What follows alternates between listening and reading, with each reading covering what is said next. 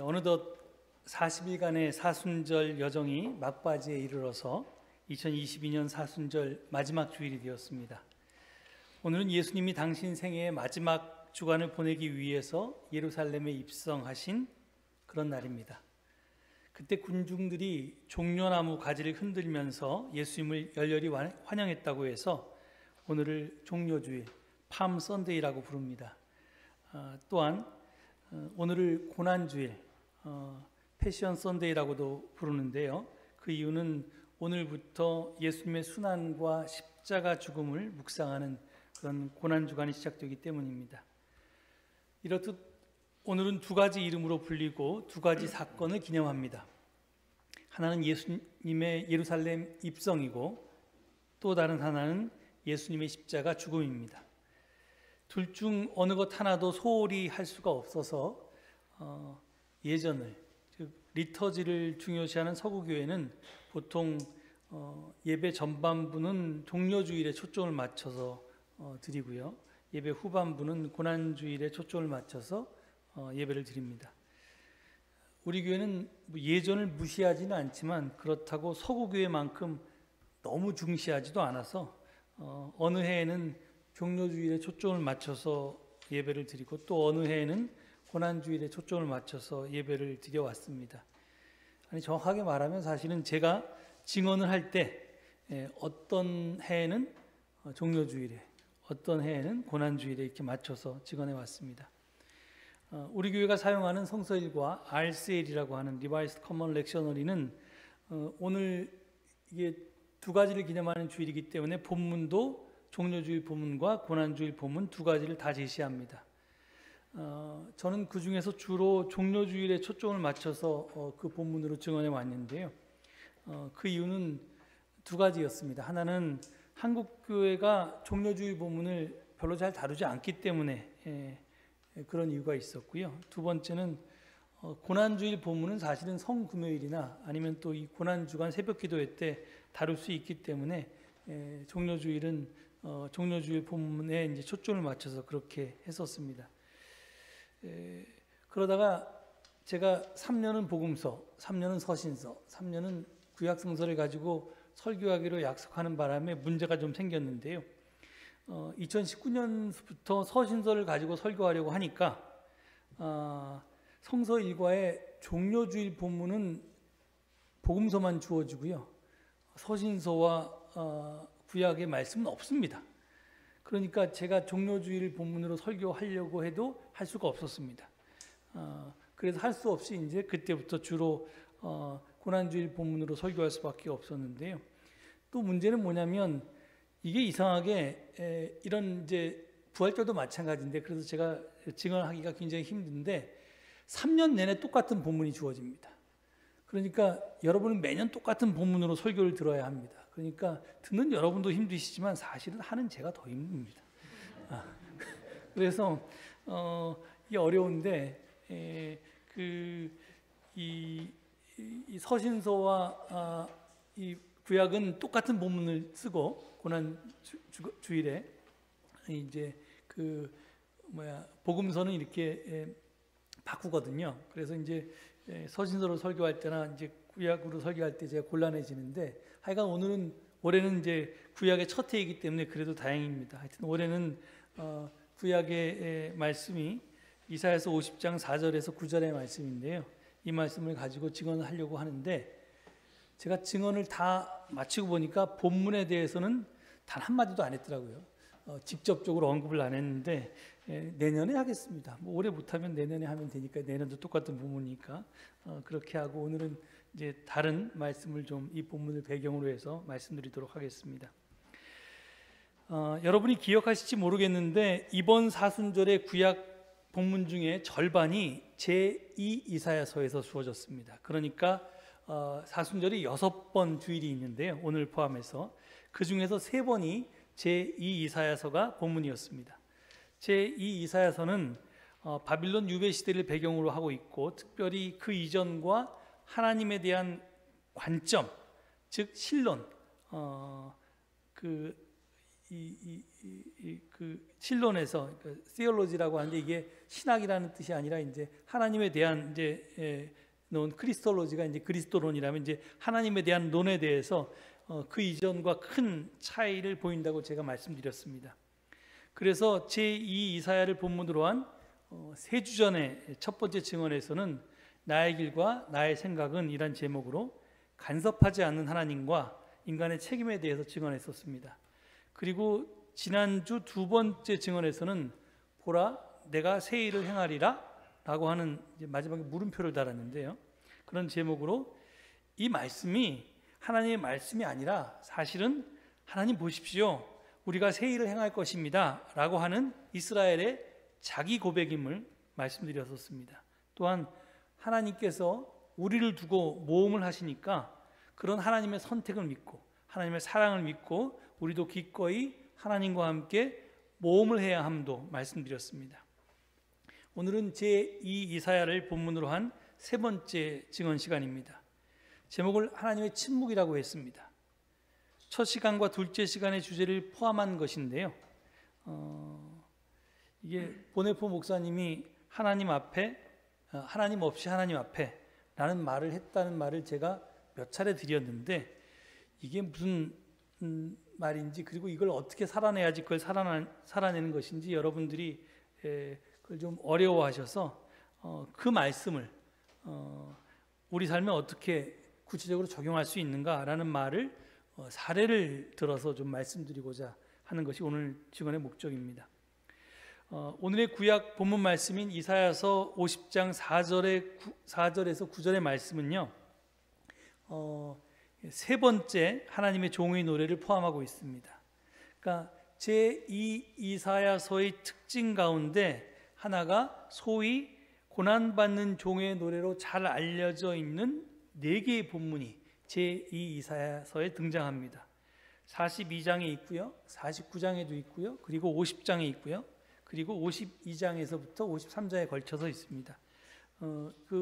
오늘 50장 4절에서 7절의 말씀이 하나님의 종의 노래이고 그러니까 오늘 이제 4절에서부터 9절까지 본문이 주어졌으니까 8절과 9절은 거기서 빠진 말씀이라고 생각하시면 되겠습니다. 근데 이 고난받는 종의 노래가 우리 그리스도인들에게 특별히 중요한 이유가 있는데 그 이유는 초대 그리스도인들이 이 고난받는 종의 모습에서 십자가에 달리신 예수님을 보았고 그리스도의 순환과 죽음을 이 고난받는 종으로 해석했기 때문입니다.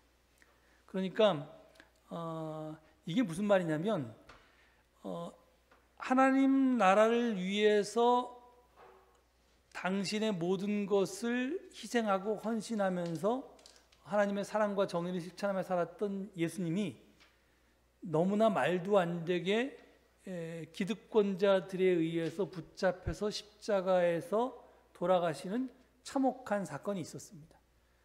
그 예수님의 추종자들은 예수님과 함께 하나님 나라 운동을 벌였던 사람들은 도무지 그것에 대해서 받아들일 수가 없었습니다. 아니 도대체 하나님도 무심하시지 하나님의 일을 하는 이 사람을 어떻게 이렇게 죽게 만들 수 있나? 라고 해서 이제 예수님의 죽음을 이해하지 못해서 받아들이지 못해서 헤맸었는데 그런 사람들이 예수님의 죽음의 의미가 무엇인지를 발견한 것이 바로 이사야서 제2 이사야서에 있는 이 고난받는 종의 이야기를 통해서 노래를 통해서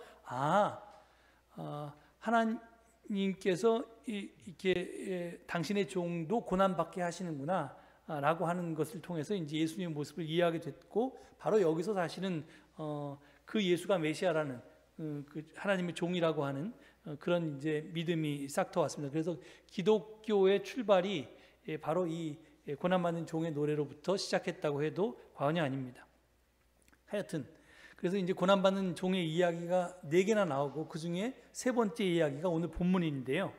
문제는 그 고난받는 종이 그리고 또 우리 오늘 종려주일과 고난주일을 빗대서 이야기하자면 예수님이 이유 없이 아무 까닭 없이 고난을 받는데 하나님이 침묵하신다는 것입니다. 여러분 복음서를 읽어보면요, 예수님의 순환과 죽음의 과정을 아무리 살펴봐도 하나님이 등장하지는 않습니다. 예수님이 십자가에 매달려 죽어가면서 엘로이 엘로이 레마 사박다니, 나의 하나님 어찌하여 나를 버리십니까? 라고 울부짖어도 하나님은 침묵했습니다. 만일 이 순간에 하나님이 예수님과 동행했다면 이 하나님은 고난과 수치를 당하는 사람의 동반자지 기적을 일으키는 하나님은 아니었습니다. 그랬더라면 예수님은 십자가에서 내리셨겠죠. 마가복음 보면 지나가는 사람들이 야, 성전을 허물고 사흘 만에 짓겠다는 사람아, 자기나 구원하여 십자가에서 내려오려무나, 이렇게 조롱을 하는데, 만약 하나님께서 거기 계셨다면 그는 예수님과 함께 그 모욕을 온전히 다 감당해야 했을 것입니다. 그렇습니다. 하나님은 불의한 현실에 개입하지 않고 끝내 침묵합니다. 그런데 불행하게도 이런 하나님의 침묵은 우리 현대사에서 매우 익숙한 현상입니다. 1948년 제주 4.3 사건 때 그랬고요, 1960년 4.19 혁명 때 그랬고요, 또 2014년 4.16 세월호 참사 때도 그랬습니다. 군경에 의해서 양민들이 집단으로 학살당할 때, 부정선거에 항의한 학생들이 총칼에 쓰러질 때, 304명의 생명이 바다에 수장될 때 하나님은 간섭하거나 개입하지 않았습니다. 기적은 없었고요, 침묵만이 있었습니다. 특히 이 세 사건이 모두 4월에 일어났기에 우리는 토머스 스턴스 엘리엇, T.S. 엘리엇이라고 우리가 보통 약칭해서 부르는데, 이 사람이 쓴 황무지라고 하는 아주 긴 시, 이 장시의 첫 구절이 4월은 잔인한 달, 이렇게 시작하는데 그 첫 구절이 마치 우리 이야기처럼 그렇게 들리기도 합니다. 일본의 나가사키의 소토메라고 하는 작은 마을에 가면 소설 침묵의 저자 엔도 슈샤쿠의 문학비가 서 있다고 합니다. 그런데 거기에는 이런 문구가 적혀 있답니다. 인간은 이리도 슬픈데 주여 바다는 너무 푸릅니다. 인간은 이리도 슬픈데 주여 바다는 너무 푸릅니다. 엔도 슈샤쿠가 이런 말을, 그 바다를 보고 남긴 이유는 당연히 세월호 때문은 아니고요, 일본 기독교의 참혹한 순교의 역사 때문입니다. 그런데 이 문장이 왠지 우리의 가슴까지 저릿해오게 만듭니다. 제2 이사야를 본문으로 하는 제 증언이 신론을 다루고, 그리고 나아가 우리에게 익숙한 하나님 상이 아니라 아주 낯선 하나님 상을 다루어 왔기에 이게 어렵다고 여러분이 말씀하십니다. 그리고 특히 한국말에 서두신 분들, 그 다음에 기독교 신학에 저랑 같이 쭉 성경 공부를 해오신 분들은 거의 뭐 신학생들보다 아주 뛰어난 이 입장들을 가지고 계시기에 별로 어렵지 않으실 텐데, 근데 이제 그렇지 않은 분들은, 제가 제 증언만 들은 분들은 그게 좀 어렵게 느껴진다고 그렇게 말씀을 합니다. 그래서 오늘은 많은 분들께 익숙한 엔도 슈샤쿠의 침묵으로 이 어려운 이야기를 좀 쉽게 풀어 나가보고자 합니다. 이미 많은 분이 소설로 읽었거나 아니면 영화로 보았기에 그 내용을 잘 아시겠지만, 가물가물한 여러분의 기억을 되살려드리기 위해서 제가 다시 한번 자세히 소개하겠습니다. 배경은 카톨릭 박해가 극심했던 17세기의 일본입니다. 포르투갈 예수회에서 일본 선교사로 파견했던 페레이라 신부가 고문을 이기지 못하고 배교를 했다는 소식이 고국에 전해집니다. 그랬더니 그에게 가르침을 받은 3명의 젊은 신부가 페레이라 신부를 찾아서 일본으로 떠나옵니다. 도중에 한 명은 병에 걸려서 마카오에 남게 되고요, 로드리고와 가르페 두 신부는 다행히 일본으로 건너와서 마침 그 가톨릭 신도들이 사는 마을에 당도했고 은신처를 제공받고 미사도 집전할 수 있게 됩니다. 하지만 포교의 낌새를 눈치챈 관리들이 마을을 덮치게 되고 마을 사람 3사람이 잡혀가서 그중 한 명은 성모 마리아의 성화를 밟고 침을 뱉는 배교를 하고서 풀려납니다. 하지만 다른 두 명은 그렇게 배교를 하지 않았는데요. 그 두 명은 마을로 다시 끌려와서 아주 잔혹하게 처형을 당합니다. 그 처형 방법은 거대한 십자가에 사람들을 매달아 놓고 그 십자가를 바다에 세워놓고 처형하는 방식이었습니다. 밀물과 썰물, 조수간만의 차가 굉장히 심한데 그 거센 물살에 살이 쓸리고요. 얼굴 위로 이렇게 차오르는 바닷물 때문에 이 숨통이 막힙니다. 그렇게 하루 이틀 사흘이 지나고 그들은 시체가 되어서 땅 위에 놓이게 됩니다. 로드리고와 가르페 두 신부는 한 명이라도 살아남아서 선교를 이어가기 위해서 서로 흩어져 다니기로 합니다. 저들은 도피 중에 지방 영주의 학정에 찌든 가난한 신도들의 고통과 죽음에 대한 하나님의 냉담한 침묵에 낙담하면서 신앙에 대한 회의로 마음이 약해지기도 합니다. 그러다 얼마 되지 않아 로드리고 신부는 관료들에게 잡혀서 나가사키에 호송되어 옥에 갇히게 되는데, 얼마 후 헤어졌던 가르페 신부도 관리들에게 잡혀오다가 함께 잡힌 신도들이 거적에 감겨서 바닷물에 수장당하는 과정에서 함께 익사하는 광경을 목격하게 됩니다. 또 로드리고 신부는 이 과정을 멀리서 다 바라다 보았습니다. 감옥에 갇힌 로드리고 신부는 하나님의 무서운 침묵에 몸서리치면서 다시금 회의에 빠집니다. 주님께서 고통 속에서 죽어가던 그들의 비명을 들으셨을까? 하나님은 정말 존재하는 것일까? 만약 하나님이 없다면 풍랑이 몰아치는 바다를 횡단하여 이 머나먼 불모의 땅에 한 알의 씨를 가져온 자신의 반생은 얼마나 우스꽝스럽단 말인가? 그건 정녕 희극에 지나지 않을 것이다. 그는 그렇게 생각합니다. 이윽고 로드리고 신부는 이전에 여러 신부를 배교시킨 관료 이노우에로부터 신문을 받게 됩니다. 그래서 이제 자기도 고문을 받게 될까봐 겁이 납니다. 그러나 관리 이노우에는 그의 예상과는 달리 아주 부드럽게 신문을 하고 로드리고는 뜻밖의 환대에 내심 놀랍니다. 그리고 얼마 지나지 않아 자신의 스승이었던 배교했다는 페레이라 신부를 만나게 됩니다. 페레이라 신부는 로드리고 신부에게 그도 배교하라고 설득합니다. 일본은 밑도 끝도 없는 늪지대다. 모든 묘목은 거기서 뿌리가 썩어 말라가는데 그리스도교라는 묘목도 이 늪지대에서 사람들이 모르는 사이에 말라갔다. 그러니 헛수고할 필요 없다. 그런데 얼마 후에 로드리고 신부는 결국 배교의 실체와 만나게 됩니다. 감방에 갇힌 채 아무 고문도 받지 않고 며칠을 지내던 어느 날, 밤이 되자 바로 감방 밖에서 누군가 심하게 코를 고는 것 같은 소리가 들려서 그 소리를 듣게 됩니다. 그런데 그 소리는 코를 고는 소리가 아니었습니다. 구멍 매달기라고 하는 고문을 당하는 일본 신도들의 신음소리였습니다.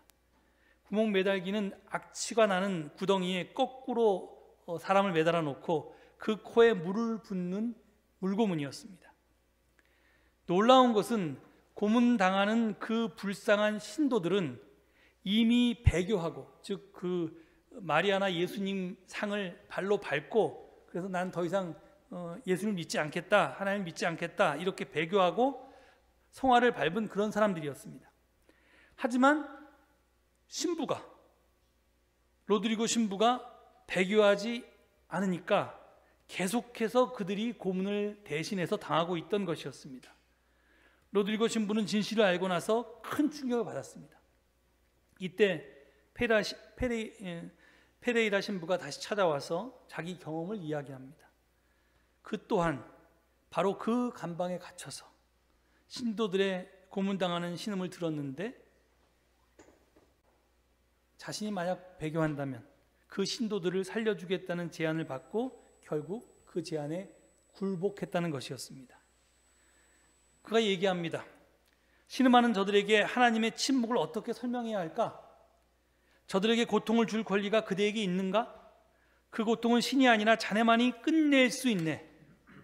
그리스도일지라도 사랑 때문에 자신의 모든 것을 희생하서라도 죽어가는 신도들을 위해 배교했을 것이네. 이렇게 페라이라 신부는 말합니다. 로드리고 신부는 고뇌합니다. 간절한 기도에도 불구하고 여전히 계속되는 하나님의 침묵에 다시금 절망합니다. 배교란 약속받은 하나님 나라를 포기하는 것과 마찬가지였습니다. 하지만 바다에서 처참하게 처형된 주민들과 지금 자기 바로 옆에서 구멍 매달기 고문을 당하는 저들에게는 죄가 없다는 것을 그는 너무나 잘 알았습니다. 그리고 생각합니다. 예수님의 뜻은 종교에 대한 신념을 철저히 지켜나가는 것인가? 아니면 타인을 위해 그 신념마저 포기할 수 있는 용기인가? 결국 그는 많은 사람에게 밟혀서 거의 달아오그라진 예수 그리스도의 성화를 밟게 됩니다. 우묵하게 들어간 주님의 얼굴은 괴로운 듯이 신부를 바라보고 이렇게 호소합니다. 밟아도 좋아, 밟아도 좋아. 너희에게 밟히기 위해서 나는 존재하는 거야. 밟는 너의 발이 아플 것이니 그 아픔만으로도 내겐 충분하다. 이상이 소설 침묵의 내용이었습니다. 신의 침묵에 절망하면서 배교하는 로드리고 신부가 가장 중요하게 생각한 신앙적 가치는 무엇이었을까요? 로드리고 신부는 그리스도일지라도 사랑 때문에 자기 모든 것을 희생해서라도 죽어가는 신도들을 위해 배교했을 것이다 라고 하는 페레이라 신부의 말을 듣고 자기 때문에 아무런 죄도 없이 고통을 받으며 죽어가는 신도들을 더 이상 내버려 둘 수가 없다는 안타까운 마음으로 배교를 결심했을 것입니다. 하나님의 침묵은요, 하나님 없이라고 하는 우리의 실존을 지적합니다. 하나님의 존재는 하나님의 부재로 우리의 삶 가운데 드러납니다. 하나님의 부재는 간섭하지 않고 개입하지 않는 하나님의 형태로 나타나게 됩니다. 그리고 그 구체적인 현실은 바로 하나님의 침묵입니다. 무응답입니다. 아무리 외쳐도, 아무리 울부짖어도 하나님은 대답이 없으십니다.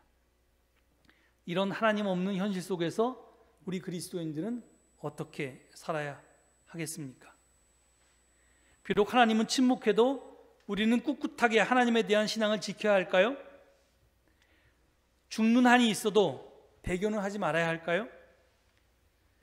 보네포 목사님은 하나님 없이 하나님 앞에라고 하는 주장을 했습니다. 이 말은 비록 우리 현실에서 하나님은 부재해도, 하나님은 침묵해도 우린 하나님이 바로 우리 앞에 계신 것처럼 그렇게 신앙하고 행동하라는 뜻으로 한 말이었습니다. 그런데 그런 뜻으로 이 말씀을 하신 보네포 목사님이 뭘 했습니까? 히틀러 암살 조직에 가담해서 활동하다가 체포되어 순교했습니다. 어떻게 비폭력 저항에 앞장서야 할 기독교의 목사가 암살이라고 하는 폭력적인 저항에 가담할 수가 있지요? 어떻게 목사가 감히 살인에 가담할 수가 있습니까? 십계명의 제6계명은 살인하지 말라고 분명하게 명령했는데 말입니다. 이것이야말로 배교 아닙니까? 네, 맞습니다. 배교라고 하면 이것이 배교입니다. 배교라고 할 수 있습니다. 그런데 보네포 목사님은 왜 배교를 선택했습니까? 그는 말합니다. 어떤 미친 운전자가 광장에서 버스를 몰면서 사람들을 마구 치어서 죽이고 있다면 목사인 나는 죽은 사람들의 장례나 집전해야 옳은가? 아니다. 버스에 타서 미친 자를 운전대에서 끌어내려야만 한다. 그렇습니다. 이것이 하나님 없이 하나님 앞에서 살아가는 신앙인의 태도입니다. 우리의 판단과 행동의 근거는 교리가 아닙니다. 신앙도 아닙니다. 바로 사랑입니다. 사랑을 원칙과 기준 삼아서 판단하고 행동해야 한다는 말입니다. 왜? 하나님은 사랑이시기 때문입니다. 그리고 그 하나님이 부재한 세상 속에서 바로 우리가 하나님을 대신해서 하나님의 사랑을 세상에 펼쳐야 하기 때문입니다. 이게 보네포 목사님이 말한 하나님 없이 하나님 앞에란 말의 의미입니다. 예수님의 십자가 사건도 결국은 사랑의 귀결이었습니다. 하나님의 백성들을 사랑했기에, 아무것도 아닌 자들을 가엾이 여기고 측은히 여겼기에, 그들이 비인간적으로 사는 것을, 그들이 당하는 불의를 가만히 보고만 있을 수가 없어서 거기에 저항했기에 기득권자들에게 잡혀서 처형당한 사건이 바로 십자가 사건입니다. 십자가는 결코 대신속죄가 아닙니다. 사랑의 귀결입니다. 우리를 너무너무나 사랑하신 예수님의 삶의 귀결이 십자가였던 것입니다. 우리는 이번 고난주간에 이것을 다시 한번 분명히 깨달을 수 있어야 할 것입니다.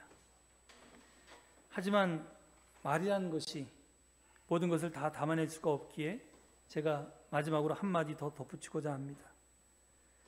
제가 여러분께 여러 번 소개한 바 있는 크로산이 최근에 쓴 책에는 어느 책에다나 다 마지막의 결론으로 이 말을 합니다. 사랑과 정의는 동전의 양면처럼 구분될 수는 있어도 분리되지는 못합니다. 정의 없는 사랑과 사랑 없는 정의는 둘 다 성립이 불가능합니다. 정의는 사랑의 몸이고 사랑은 정의의 혼입니다. 정의 없는 사랑은 진부하고 사랑 없는 정의는 잔인합니다. 결론적으로 기독교의 모든 메시지는 정의는 사랑이고 사랑은 정의라는 것입니다. 이것이 우리가 지상에서 알고 있는 전부이고 우리가 알아야 할 필요가 있는 전부입니다. 아무쪼록 하나님이 침묵하는 이 세상 속에서 사랑과 정의로 하나님의 목소리를 대신 크게 내는 우리 모두가 될 수 있기를 간절히 축원합니다. 이 말씀을 되새기시면서 잠시 침묵 가운데 기도하겠습니다.